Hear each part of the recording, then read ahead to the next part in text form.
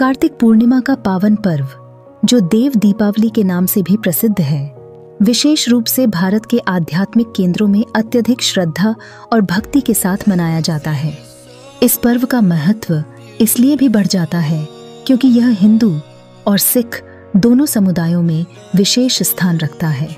इस दिन को पवित्रता और धर्म के प्रतीक के रूप में देखा जाता है और कहा जाता है कि इस दिन पवित्र नदियों या सरोवरों में स्नान करने से जीवन के सभी पाप समाप्त हो जाते हैं। कार्तिक पूर्णिमा के इसी अवसर पर अमृतसर के पवित्र स्वर्ण मंदिर में दिव्यता और भक्ति का अनोखा संगम देखने को मिलता है। इस महान पर्व के दिन आयुष और पायल नाम के दो युवा अमृतसर पहुंचे थे, जो अपने अपने जीवन में एक नई दिशा की तलाश कर रहे थे। आयुष एक हिंदू परिवार से था और पायल का झुकाव सिख धर्म और उसकी परंपराओं की ओर था। दोनों ही अपने जीवन में आध्यात्मिक शांति की खोज में थे और इसी उद्देश्य से उन्होंने कार्तिक पूर्णिमा पर स्वर्ण मंदिर की यात्रा की योजना बनाई थी।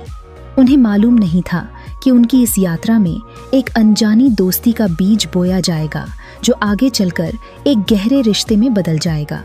आयुष और पायल की पहली मुलाकात गुरुद्वारे के बाहर ही हुई, जहां श्रद्धालुओं की भीड़ एकत्रित थी। दोनों ने एक दूसरे का अभिवादन किया और अपने अपने जीवन के उद्देश्यों और विचारों को साझा किया। बातचीत के दौरान उन्हें लगा कि उनके विचारों में एक खास तरह का तालमेल है और वे एक ही दिशा में बढ़ने की कोशिश कर रहे हैं। इसके बाद दोनों ने साथ मिलकर गुरुद्वारे के पवित्र सरोवर में स्नान किया, जो इस पर्व का मुख्य आकर्षण होता है।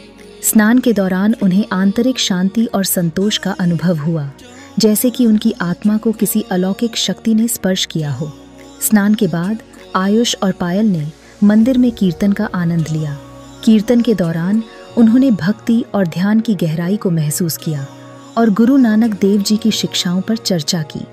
पायल ने आयुष को गुरु नानक देव जी के जीवन से जुड़े कई प्रेरणादायक प्रसंग बताए, जिससे उसे इस पर्व का वास्तविक महत्व समझ में आया।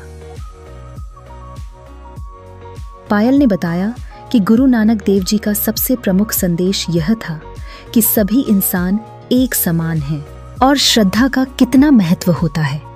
आरव ने धीरे धीरे सेवा के इस माहौल में खुद को खो दिया। उसके अंदर भी सेवा का भाव जागृत हो गया और उसने मन ही मन गुरु नानक देव जी की शिक्षाओं का अनुसरण करने की ठान ली। निशा का समर्पण और गुरु नानक देव जी के प्रति उसकी श्रद्धा ने आरव को बहुत प्रभावित किया।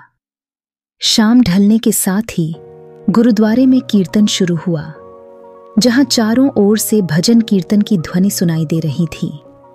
निशा ने आरव से अनुरोध किया कि वह इस कीर्तन में भाग ले, क्योंकि इस कीर्तन का महत्व बहुत गहरा होता है। कीर्तन में भाग लेते हुए आरव ने पहली बार ऐसा अनुभव किया कि भक्ति क्या होती है।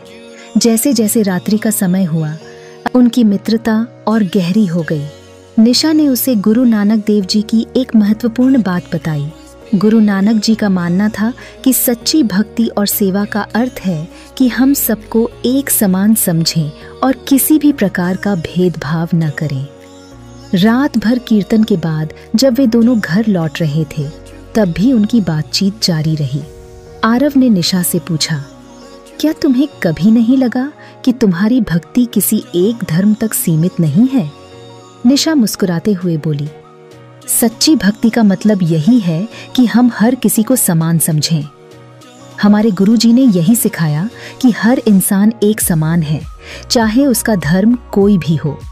दोनों ने एक दूसरे की भावनाओं को समझते हुए इस बात को माना कि सच्चा धर्म वही है जो इंसानियत की राह पर चलता है।